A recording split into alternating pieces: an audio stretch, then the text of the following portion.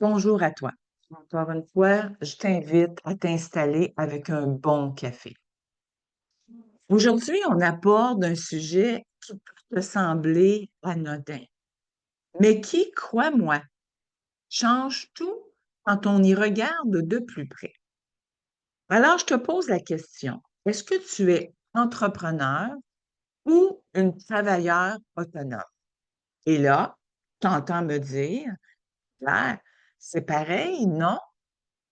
Je suis à mon compte, je paie mes factures, je gère mes projets, je suis libre dans mon entreprise. Oui et non. Il y a une différence fondamentale entre les deux. Et cette nuance peut expliquer pourquoi tu stagnes, pourquoi tu n'atteins pas les résultats que tu vises, pourquoi tu manques de temps ou pourquoi tu n'arrives pas à générer un revenu à la hauteur de ton talent.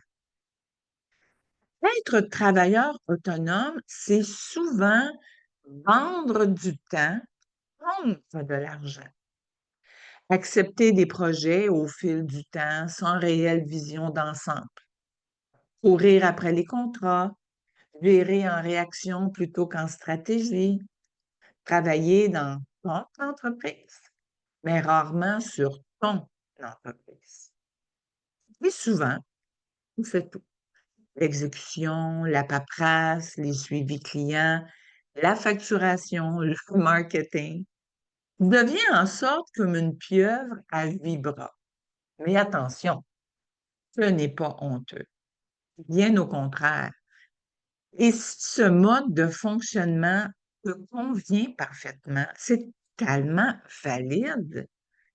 Mais au moins maintenant, tu le reconnais, tu pourras progresser. Être entrepreneur, c'est autre chose. C'est choisir de bâtir un modèle. C'est créer des systèmes pour que ton entreprise devienne plus grande. C'est réfléchir à ta rentabilité, à ton positionnement, ta croissance. Même si tu es seul dans ton bureau, ce n'est pas une question d'avoir une grosse équipe. Tu peux être entrepreneur avec un ou deux collaborateurs externes. C'est un état d'esprit, c'est une posture, c'est une structure. Et tu sais quoi? Cette transition de travailleuse autonome à entrepreneur ne se fait pas en cochant une case. Elle commence dans ta tête, dans ton horaire, dans ta façon de présenter tes offres, dans les limites que tu poses à tes clients. Elle se fait quand tu décides que ton entreprise ne mérite pas seulement de survivre, mais qu'elle doit s'épanouir et prendre sa place sur le marché. C'est le moment d'élaborer des stratégies d'affaires et de les suivre avec rigueur, d'oser créer de nouvelles offres, de t'ouvrir à autre chose. Mais avant tout, c'est de savoir si c'est vraiment ça que tu veux. Alors, je te pose la vraie question. Est-ce que tu travailles pour ton entreprise ou est-ce que ton entreprise travaille pour toi? Parce que si tu veux que ça change, il faudra changer la fondation, bien sûr. Et si tu n'as pas envie de changer, si ton statut de travailleur autonome répond pleinement à tes aspirations, eh bien alors, assume-le, mais ne laisse pas l'ambiguïté te freiner.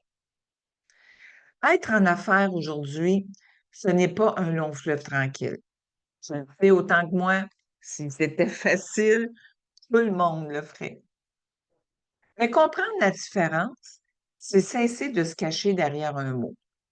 C'est choisir en toute conscience de travailler dans une entreprise ou sur ton entreprise.